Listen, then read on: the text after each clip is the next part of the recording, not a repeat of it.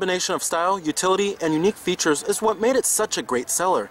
Last redesigned in 2013, is the Escape still a good choice for 2016, or is it getting a little stale?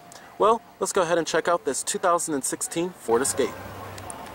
Now, in terms of styling, when the Escape was redesigned in the 2013 model year, it ditched the old boxy type rugged SUV look in favor of a more car-like sleek appearance.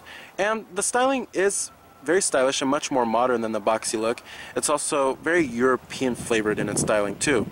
I do like these 17-inch silver painted alloy wheels that we do get on this Escape here. Overall, very good looking vehicle, very handsome. Is it the most stylish vehicle in the class? No, but it certainly gets the job done. Now here goes the key fob for the Escape. It's your typical old Ford key. You have your lock, unlock, and then your panic button, and then your tailgate too. Now, not much has changed for the 2016 model year for the Escape. There's essentially no revised powertrains or any kind of cosmetics on the exterior or anything like that. However, Ford did change one key aspect, and that is they replaced the My Ford Touch interface with the new Sync 3, and it's a much better interface than the old My Ford Touch. And this wasn't only a huge problem for the Escape, but it was actually the whole Ford lineup. Now, it's the ruby red metallic exterior color. Very pretty color here. We do have a black leather interior too. Power driver's seat with power recline and power lumbar. Now, stepping inside of the new Escape, certainly the best aspect about this interior is certainly how stylish it is and how high quality feeling and looking it is too. One of the best interiors certainly in the compact crossover class. However, one thing I don't like about the Escape is how snug feeling it is inside of here. Year after year, automakers are coming out with roomier compact crossovers, and the Escape needs to be a little bit more roomier. It's definitely not the roomiest in the class here.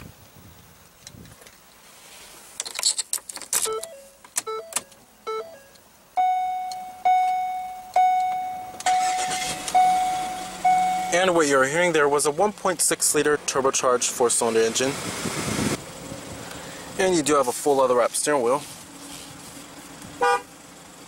Coming to your transmission, you have a 6-speed automatic, same stuff here, with manual shiftability. Putting the vehicle into reverse displays your rear view camera, which is standard on the Escape. And you also do have trajectory too.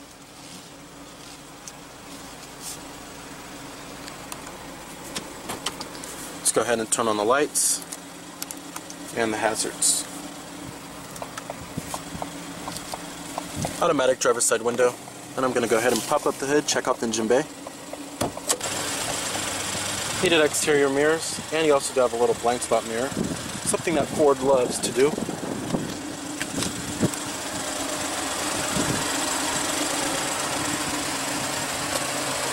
Halogen headlights and your fog lights.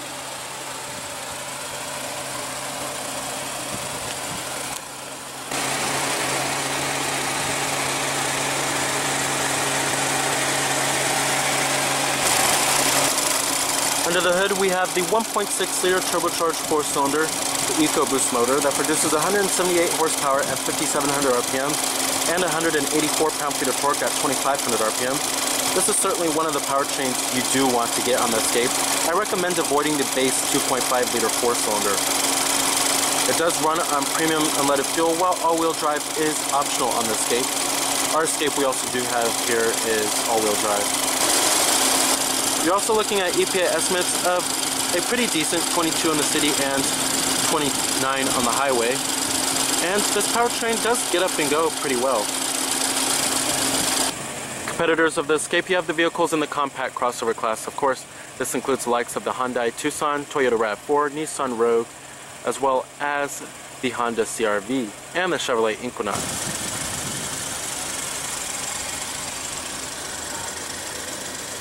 Ours is also an SE trim.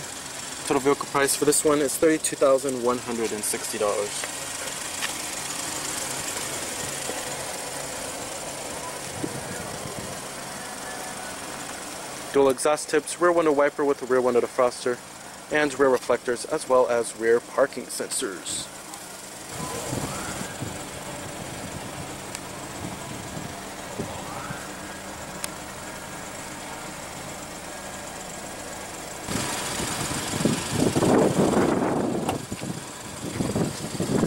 All of your basic power necessities, power windows, power mirrors, and your power door locks. Let's go ahead and rev it up.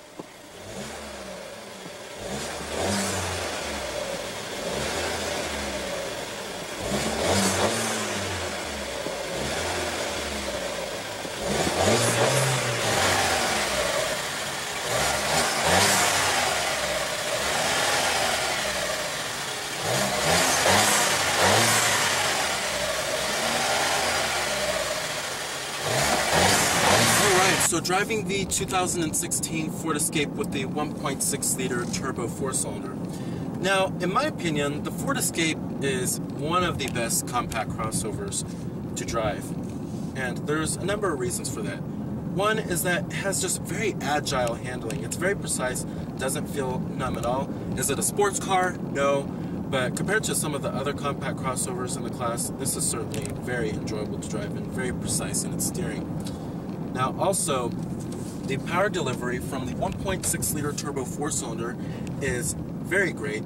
I certainly really recommend avoiding the base powertrain, the 2.5-liter four-cylinder. It's a very buzzy and a very noisy powertrain. But the power delivery on this turbo four-cylinder is very good. Not to mention, it's also very fuel efficient too. One of the best powertrains in the compact crossover class. Not to mention that the Ford Escape is also one of the very few compact crossovers that do offer optional powertrains available. Now, with that, there's also good ride comfort with the Ford Escape. The ride quality is just very comfortable. I'm very impressed. Some people expect if you do have a vehicle that has very good steering and good handling, then the ride is going to be firm, but that's not the case here. The Ford Escape provides one of the best balances between really good ride comfort and good handling. Unlike the Mazda CX-5, the Mazda CX-5 has really good handling. However, the ride may be firm for some, but the Escape just has a pretty supple ride. Very impressed. It's actually better than the Toyota RAV4 too. As you can see, that turbo four-cylinder does get up and move. Like I said, it's a joy to drive. So overall, if you are looking for a compact crossover that's a joy to drive, as well as having very fuel-efficient and strong optional powertrains, and having one of the best balances between good ride comfort and good handling, the 2016 Ford Escape is one of the best choices. Very nice. Now, the Ford Escape has one of the best interiors in the class. It's one of the most high quality feeling and looking ones too. Nice soft touch materials up here on the upper door panel and on the mid door panel halfway kinda, and then on the armrest too. Dashboard is in this nice soft padded material, very squishy kind of material. Build quality is also excellent inside of this interior. Everything seems to fit well together for the most part. It's an excellent interior design. One of the best interiors in the class, and one of my favorite too. Coming down here, we have your heated seats, and then dual cup holders, and then your 12-volt power outlet. Your e-brake is also located right here. Nice soft touch center console lid. Down there you will find a decent amount of center console storage space. It's very deep. And then you also do have two USB ports and then another 12-volt power outlet. And then this little tray right here too. Up here we have your manually dimming rearview mirror, sunglass container. Coming to the steering wheel design, love the steering wheel here. Ford introduced this design on the Ford Focus in the 2012 model year. Still fairly stylish and fairly good looking. We have your cruise control buttons, and then your voice recognition and your steering wheel mounted audio controls, as well as your Bluetooth phone controls. This right here controls your little color information display. Coming to your AC controls, it's very easy to figure out. We do have automatic climate control, however the buttons are just a little small. We have your temperatures right here, fan speeds. You can also control this by the Sync 3 touchscreen interface. And then you also do have your different zones right here too. Very easy to do. However, one complaint I do have about this is that when you have the shifter in park, this shifter can actually get in the way of reaching some controls here. That is my only gripe. Now let's get to the big news here. Coming to this new system, it's the Sync 3 infotainment system and multimedia interface here. Like I said, it does replace the My Ford Touch system, which was not the most highly praised infotainment system. But this is much better, much easier to figure out, much more user-friendly. I got it straight off the bat. Coming to the home screen right here, basically when you click on this button right here, it reveals your nav in a little cornered section, and then what radio station you're on or what song is playing, and then any Bluetooth device that's connected to. The responsiveness of this touchscreen is also excellent as well. Coming to climate, we do have dual zone automatic climate control too. You can control it by there, and then you have your phone. And then the navigation is also pretty good too. I also love how you could swipe like this, which is pretty neat. The rendering and the graphics are okay on the nav. Coming to apps, you can add device, Sirius Travel Link, and you can have all of these apps stored on here. Coming to settings, I also love how you could swipe like this. Makes it feel like a tablet. Pretty neat. You have many different settings. You could change your sound, clock, navigation, mobile apps, 911 assist, roadside assistance, and then you can connect to a Wi-Fi system, vehicle display, voice control, and your valet mode. Overall, certainly now one of the best systems on the market for its very user-friendly interface, and then its good responsiveness too. And let's go ahead and shut it down. Let's go ahead and check out the rest of the vehicle.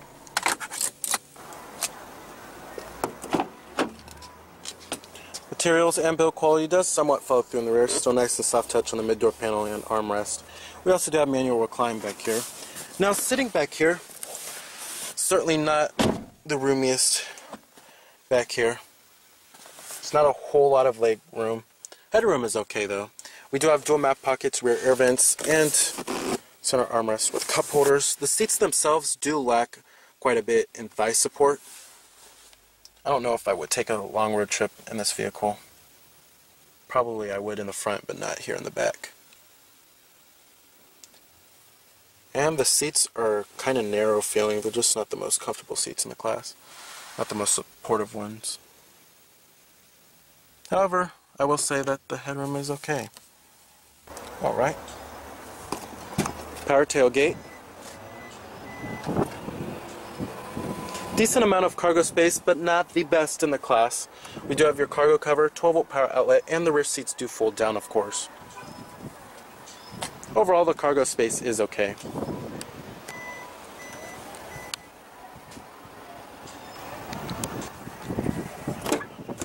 Full manual passenger seat. Goes your glove box compartment. Nice and damp. So even though the 2016 Ford Escape doesn't have the most cargo space in the compact crossover class, or isn't the roomiest, its very strong turbocharged engines, high quality cabin, many high-tech features, and high fuel economy, as well as its well-blended mix of driving dynamics, make it one of the best choices in the compact crossover class. So remember that this is Cameron Birch from Cameron's Car Reviews.